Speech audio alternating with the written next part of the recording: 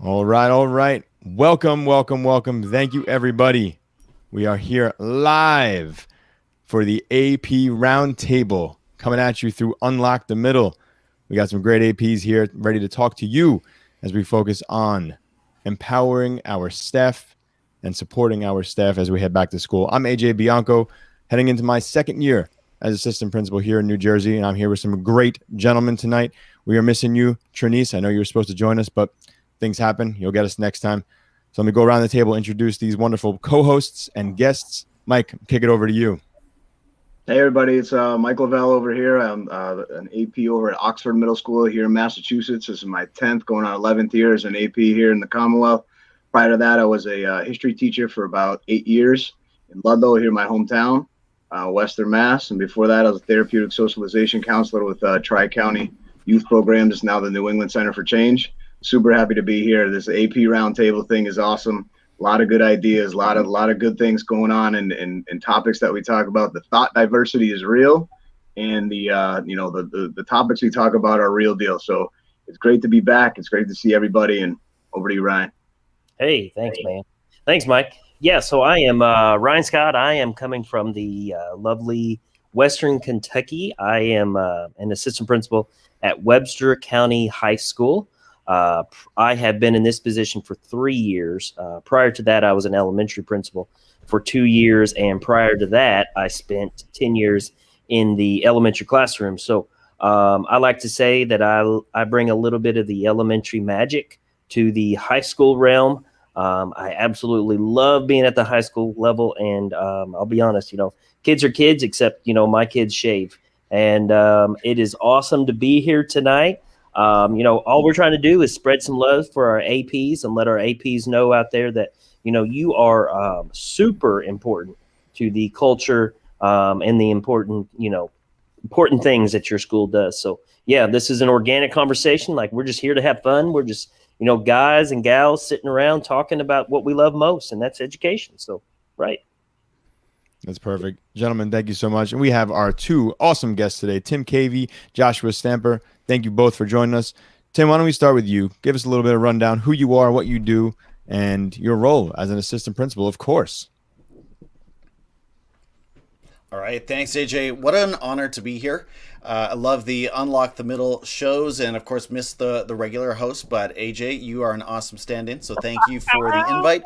I am an 8th grade teacher, a part-time assistant principal, and just finished my rookie year here at a small middle school in Vancouver, Canada. So as I said off air, I am here to learn tonight. I feel like, man, with all the commotion of the last year and all of the things that we had to do in addition to our regular duties, I did not do, I'll just say off the top, I don't feel like I did my teachers justice. So looking forward to sharing a few ideas and learning some more, hopefully.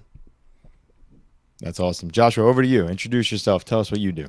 Yeah, my name is Joshua Stamper. I'm a assistant principal and have been, for 8 years, going into my 9th year as an AP. And I'm in the North Texas area. And yeah, do a podcast also, Aspire the Leadership Development Podcast. And then also have a book coming out here in September called Aspire to Lead. That's awesome. Thank you so much. Of course. All right, Mike, take it away. So you want me to start off with the first question we got here? I got a question. So how do you support and empower teachers in your school? So this is the concept of, we're talking about supporting our teachers. We're talking about how do we do this? We're talking about those sorts of things, and we're wondering what are the types of things that you guys do, or what the APs do in your building? Because one thing we have brought up on the show before is, in each building, in each district, in each county, in each state, it's different from day to day what you're responsible for and what you do. So in your roles, how do you guys, how do you support staff and empower teachers in your building? Yeah, we'll go Tim, and then we'll go over, and then we'll slide over.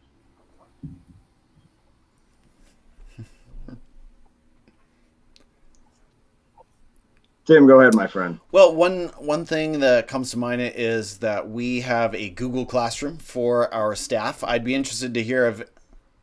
Oh, am I muted? Can you hear No, me? you're good, buddy. All right. No, we got you, Tim. We got you. One thing that comes to mind for us is that we have a Google Classroom for our staff team. And so oh, wow. There seems to be some kind of delay here. But at any rate, yeah, so we use that Google Classroom to share resources and keep teachers updated. One of the big jobs that we had this year was integrating Seesaw, brand new to a lot of teachers, and I was familiar with Seesaw. And so one of my jobs was to sort of, I guess, lay the pedagogical framework for Seesaw and the underpinnings, the reason why, and then help teachers sort of walk into Seesaw and understand how to utilize it as a journal of learning artifact. I try to support teachers. Again, we used Google Classroom quite a bit. And I'd be interested to hear from other teachers or from other a place like that where teachers can go to complete tasks or to watch tutorials or to take advantage of resources. I'd love to hear your ideas there. No, I appreciate it. That's some good stuff right there. Yeah, Josh, why don't you go ahead? Yeah, so I mean, we have different ways of supporting teachers. Obviously, that looks very, very different for each person. I think the main thing is, as the years have gone on and I've been in this position, is to make sure that I'm finding out what each teacher needs, because obviously everyone has their own different strengths and their own things that they want to improve upon. So how do I find out what those individual things are? Maybe instructional, or maybe it's something that's outside of the realm of school altogether, and it's something in their own life. And as we all know, especially this last year, how difficult it was. A lot of people were going through a lot of different things that were going on in the home, but of course it fed into the campus. And so whatever those needs may be is the way to have those individual conversations.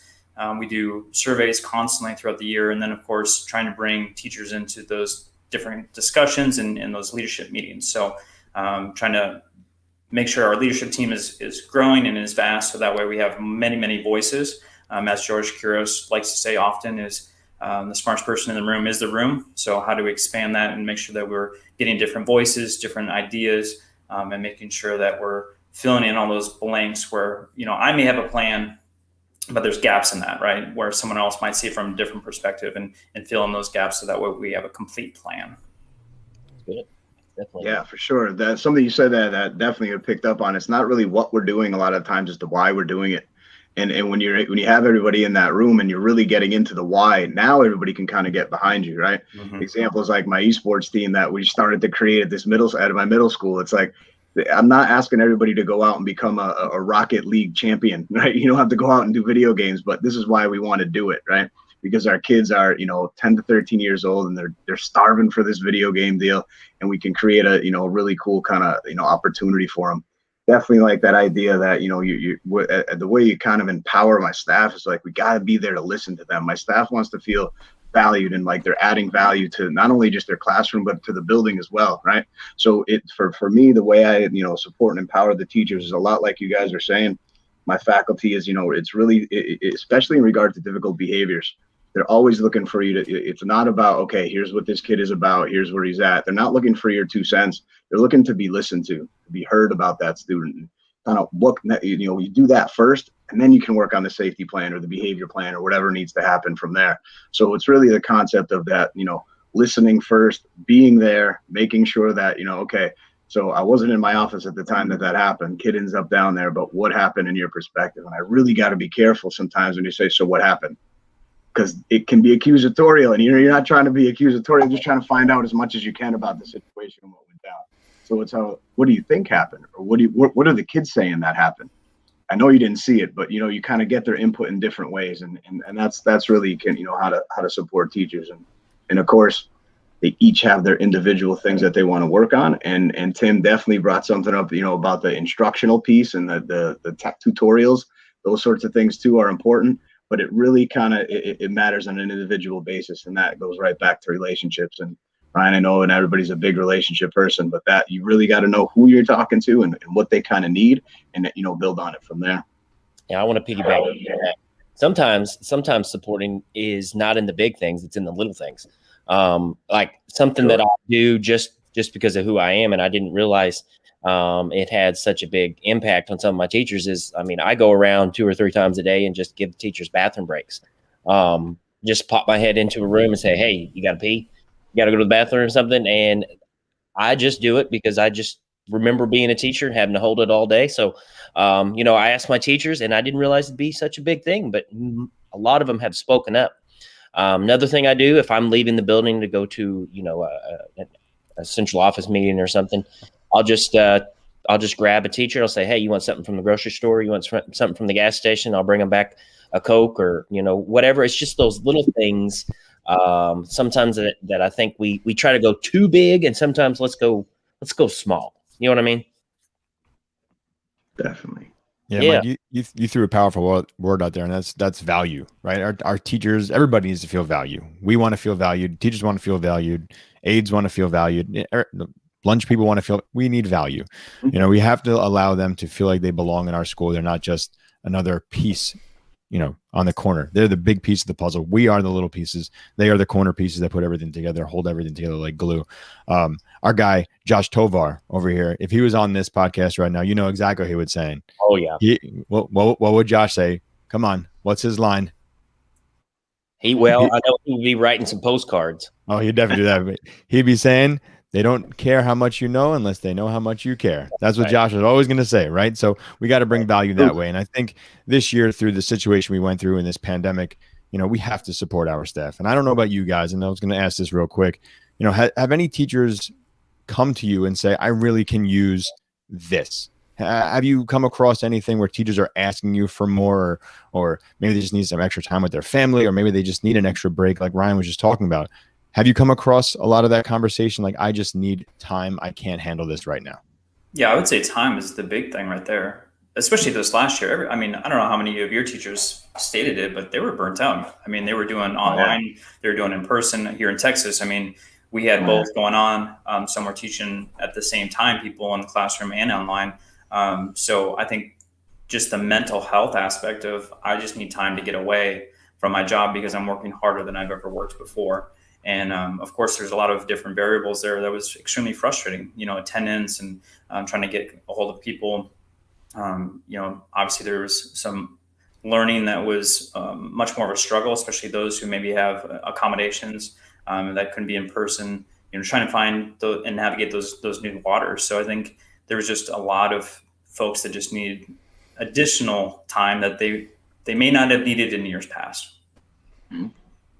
Yeah, Josh, I'm gonna jump in real quick, and I'm gonna kick it over to one of you guys. That time thing, I felt awful. Everybody wanted time, and I wish we could have given more time. The way our days broke down, the way that we were doing hybrid learning, whether we were remote, whether we were virtual, we were in person. I wish we could have given more time. I just feel like the schedule didn't allow that. We couldn't allow them to just, take off a period or go home and just be with their kids when they had to teach when they got home. I felt terrible. I wish we could have given more time. And all I kept saying was, when you get home, unwind. After 3 o'clock, shut it down. That's the only thing. I'm not going to email you after 4 o'clock. Once the day is done, the day is done. You're not going to hear from me until 8 o'clock. And that's something that me and the principal kept pushing. So that's how we offered time. And I know other districts were given time in a variety of different ways, but I feel terrible that we could not offer more time. Yeah, here in Massachusetts, we did something similar where our Department of Ed, they gave us 10 professional development days at the beginning of the year. That's something my staff was like, wow, this is great, because it's everyone was nervous. Everybody was like, how are we going to do this? What's going to happen? Sure. Myself, my principal, district head nurse. Yeah. Those are the first couple of days. Right. But then they really had that time. They had that 5, 6, 7 more days just to prepare their classrooms for what this was going to look like. And I think that's that timepiece that if we could do it again, we'll front load that PD and we'll give them that time, that 3-4 days just before everybody gets there, because it was so valuable. That's huge. I think Tim was trying to get in there somehow. Go ahead, Tim. Did you have something you wanted to put in there?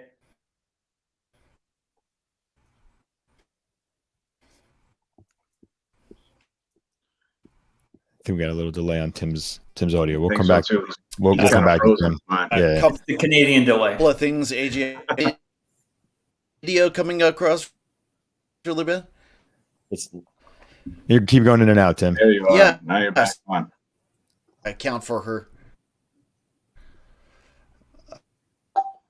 All right. Yeah, that's right. I don't Guys, know if I'm coming across. I had one teacher who was just asking for more personal time, and just giving. Yeah, go ahead and cut me if I'm not He's there. coming through. That's too bad. All right, we're gonna give Tim a second. We'll see if he can reset and come back. Yep, there he goes. so if you don't mind, I'm going to take us on a tangent. Go for it. Let's do it. Like, I love tangents, but when you guys were talking, I'm just thinking here. One of the things that I love the most, and I'm curious if you guys kind of feel the same way in your own roles, but it feels like the AP is like the sweet spot, because I have staff that come to me and tell me things that they would probably not go and tell the principal. Not because, our principal's unapproachable or anything like that, but I don't know if it's because we're closer to the classroom, we're kind of that middle route. So I'll tell you a way that I really like to support my staff is a lot of the time I'm their listening board. I'm their sounding board. So if they have things, that they're frustrated with, maybe it's something, they just need to get off their chest, and they're not looking for anybody to do anything about it. It's just they need to talk to somebody about it. And so that's why that's kind of how so I'm curious, like, do you kind of see that same things in your role? Yeah, I would agree with that. I mean, one of the things that I like to do is I don't like to have those conversations in my office where I'm behind a desk. Like, I don't want to create that barrier. So, I try to get into classrooms. I try to have it in a neutral, setting. I've even had parents say, like, I'm just to even come into the principal's office because it's an intimidating place, even though I'm not an intimidating person, just the setting in itself. Right. So why wouldn't a teacher feel any different coming into the office and having an AP or a principal on the other side of the desk? So, how do we break those barriers so that we can have those conversations in an equal space? Right. And I think things like that are important to make sure that, we're being a listening ear, not just trying to solve problems. We're really understanding what the situation is before, we start maybe coaching and trying to figure out, a solution with them as a partner versus, just maybe dictating a solution. Well, 100%. So Tim, you kind of missed my question. I was talking about how as an AP, we kind of have this perfect placement between teacher and ultimate, administrator at the very top. And it seems like I have a lot of staff that come to me and just want to talk about things that they may or may not have actually ever went to the principal about. So, I was really curious if you guys are seeing that as well. Yeah, for sure. Are you guys hearing me okay? Mm-hmm. Yeah, you're perfect. You're perfect. Okay, maybe I just need to restart or something. Yeah, that got tricky, Ryan, because I would have teachers who I considered friend. And remember, I was doing some part-time teaching, and I would have friends and colleagues coming to me and, maybe a little bit unhappy with something my principal had handed down. And so I want to be that listening ear, but I also have to support my partner and have her back. So I found it a really interesting, pretty delicate position. I would often just be upfront with my teacher colleagues and just say, hey, I've got to support their point of view on this, but I hear what you're saying. So at least I could say I hear you, right? Right. Tim, can we piggyback on that for 1 second? This role that you're in, like this blows my mind because I don't know how I would be able to do this, at all. Is this the first year in the school? Or is this the school that you were at previously? This is my first year at this particular school. Okay, so do you find it easier or harder to support the staff being both in the classroom and being in a leadership role? Because you kind of know what the students are bringing every day, but you also know what you need to do to improve the school. So where are you in that situation? I think in some ways it gives me credibility with teachers because I'm experiencing what they're experiencing. If I'm handing down some reporting or some assessment policy, or if I'm asking X, Y, or Z, I'm doing that recess supervision. I'm doing that. I'm following that lunchtime policy. I'm doing all those same things too. So I think in that sense, it's a bit of a win. The con, obviously, is that I never have enough time to do everything I need to do. So there's that. And, on those perfect storm days when we've got like a bunch of students that I need to be really speaking with and dealing with, sometimes I just don't have the time to do it properly, and it ends up carrying over to the next day, and that's not great. So I would say wins and losses. Mike, I think that is the perfect segue to your question that you were going to ask about all the different stuff that we have to do during the day. Sure. So there's one of these things, these kind of side questions that I had was, how do you manage the demands of the school day before, during, and after school? Right? How do you manage all those demands that are coming at you as an AP? Because we're empowering each other. We're going to help each other out, right? As APs, especially at this table right here. And we can do anything. We can do anything.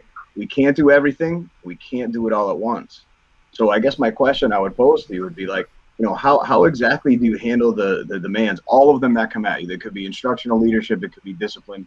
It could be, the daily operations of the building. It could be, running traffic in the morning, recess duty, you mentioned, Tim. All these things. How do you balance all that throughout the whole entire time that you're, in before school, during school, after school? How do you manage all the demands? I was looking at the other day at so we have School Spring out here in Massachusetts, and it was an assistant principal position, and the essential duties, it was like 24 bullet points. I was like, do you see what you're trying to ask one person to do? Like, it was just funny because I had to look at it for some sort of article I was reading, and I was like, wow, that's amazing. They think one person is going to do all this, like, right now. So I'm just curious.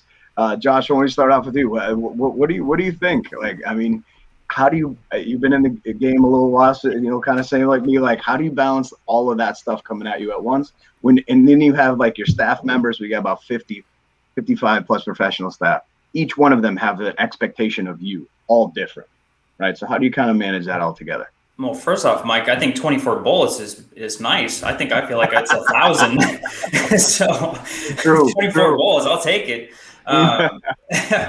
No, I had a superintendent that said the AP role is shooting the alligator closest to the boat. And there are a lot of days that I feel that way, right? Especially this last one. So I think the main visual there is that you're going to have a lot of things coming at you every single day. So if you're a list builder and you think you're going in and you're going to check 1, 2, 3 off, I'm going to burst that bubble right now. That's not going to happen because you're going to be sidetracked about a million times during the day.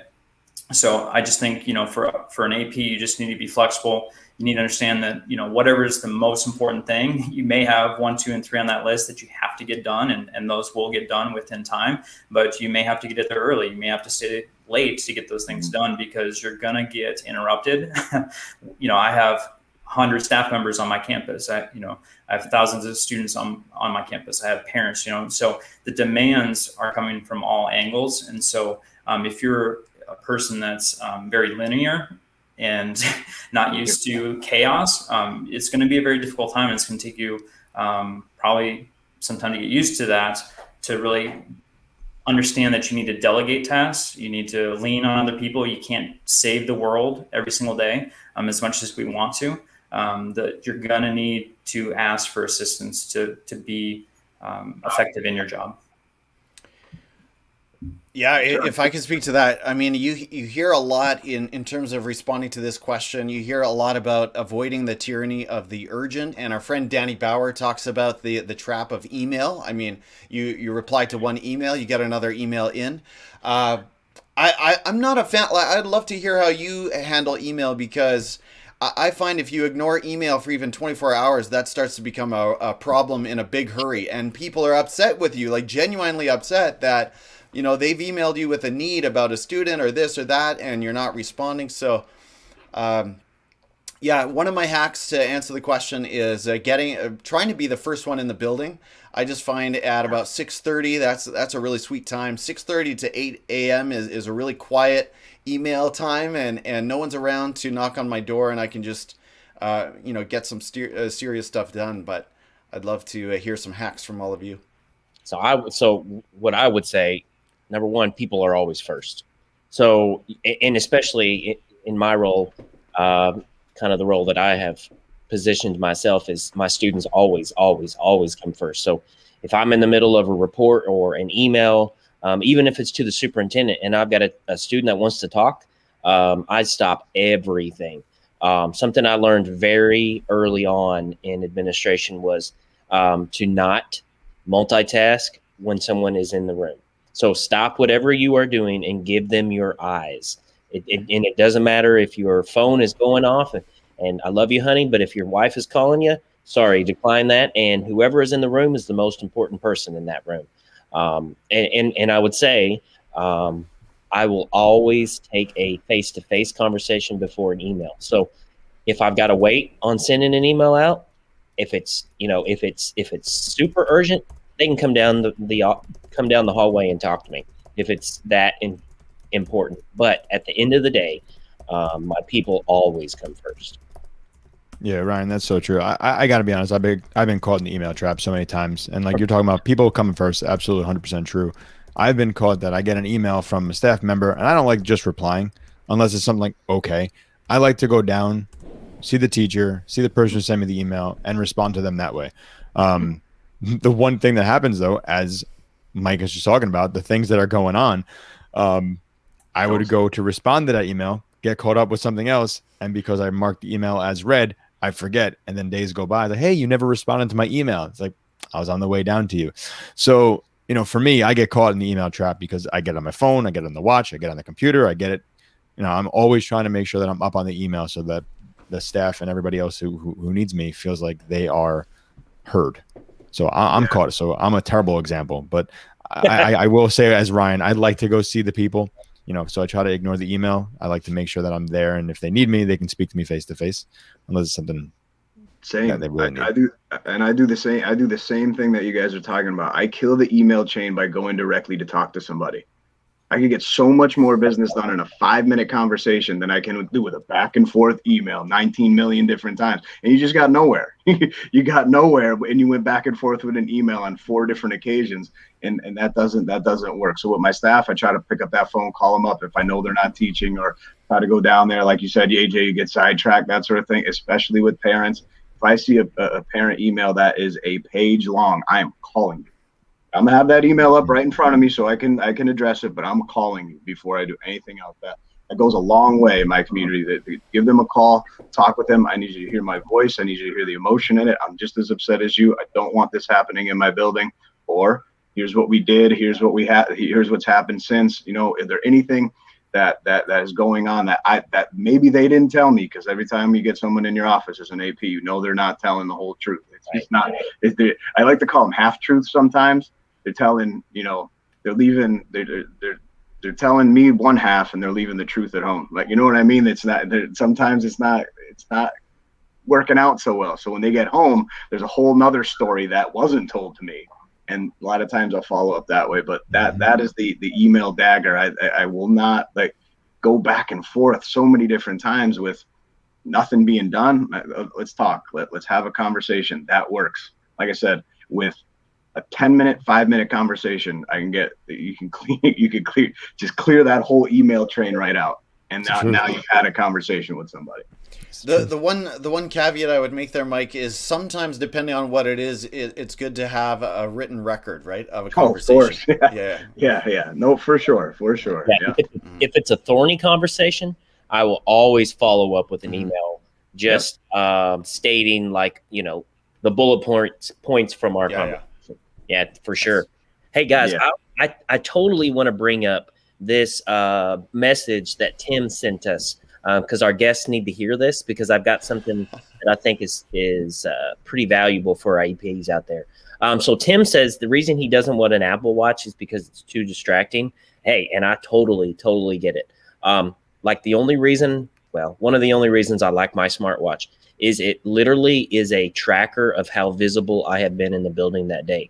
So, my daily step count is 10,000. So I know if I got 10,000 steps in that day, I have been visible in that building. That's the only reason that I really love using my smartwatch. I honestly don't even look at the messages when they come up on my watch.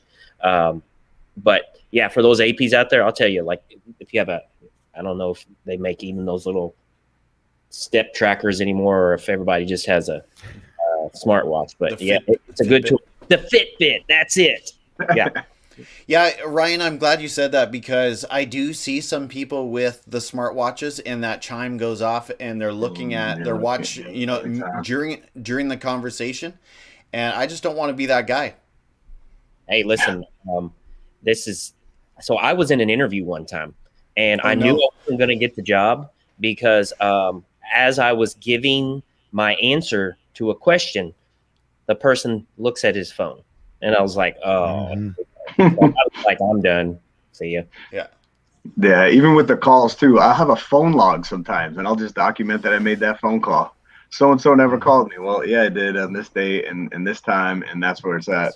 So there's these little tips and tricks that you pick up, right? These little things that you kind of panning for gold. Well, that's what the metal looks like.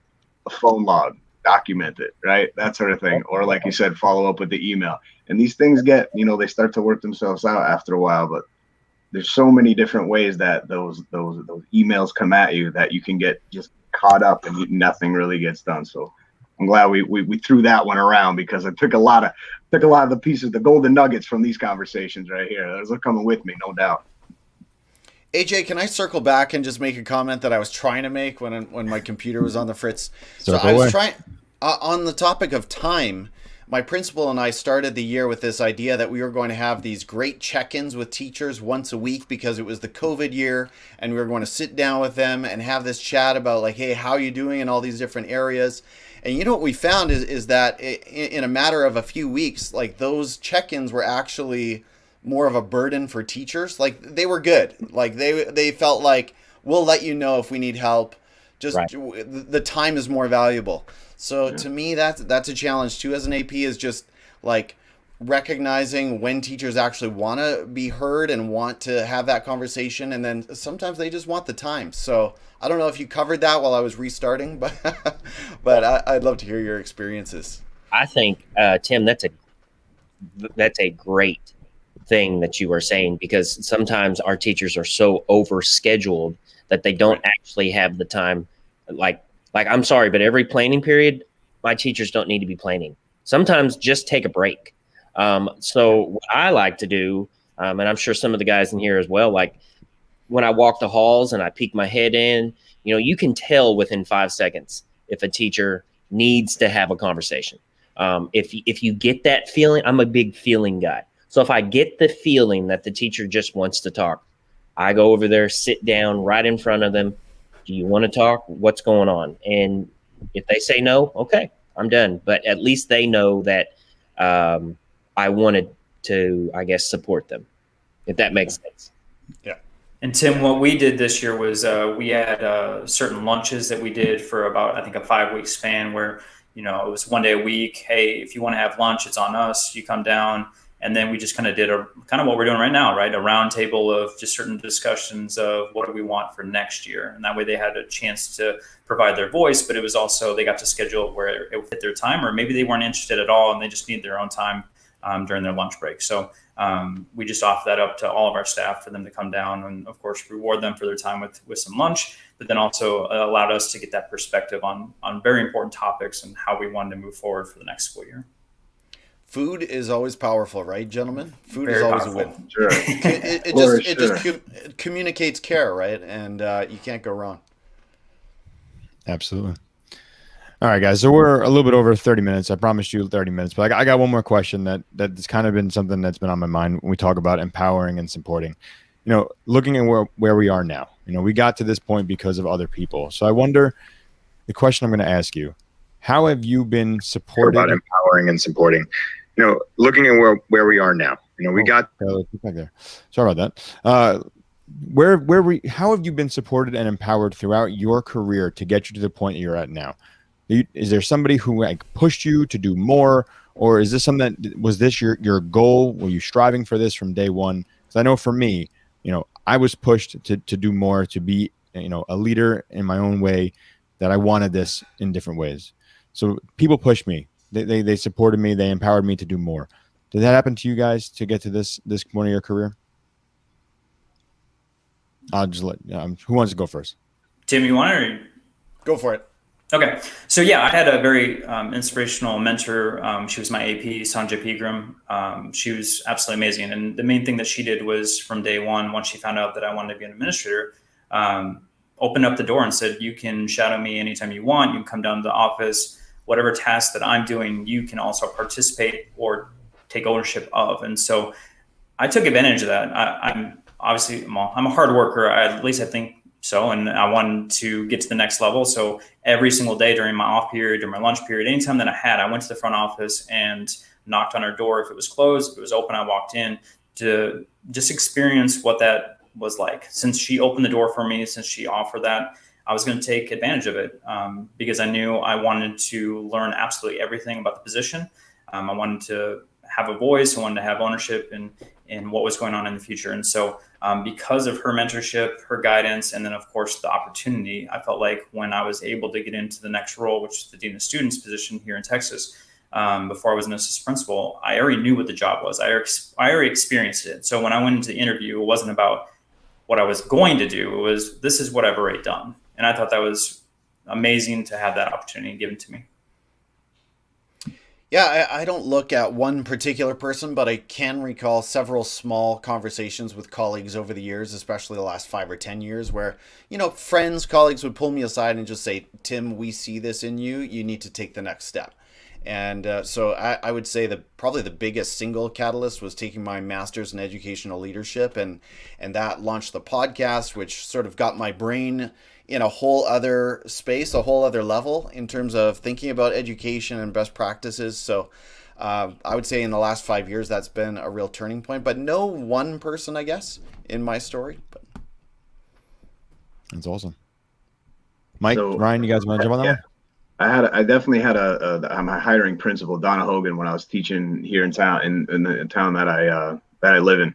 I taught for 8 years at Bear Middle School, and she just looked at me and she said, Mike, you got to do this like kind of, so our hours, your internship. And I said, I'd love to do it under you. She was the principal of the building for like 15, 16 years. And I knew this is how to do this right. This is the way to do this. It wasn't like, we'd have one for 1 year and a stepping stone type of thing. This was her. The library's named after her. You know what I mean? Wow. So I knew it was a good person to follow, and she saw that in me. So I really kind of had to take stock on that and be like, all right, what does she see in me that this is like her building? Like, okay, do it. And, just getting those hours underneath her and understanding what that role was like compared to the principal's role was like compared to the AP's role, two completely different roles and completely different skill sets that you're using. And it was that like kind of, oh, okay, all right, now there's different degrees of this administrative thing. So, being on the executive board of the union, that sort of thing really helped out too, as political concerns liaison.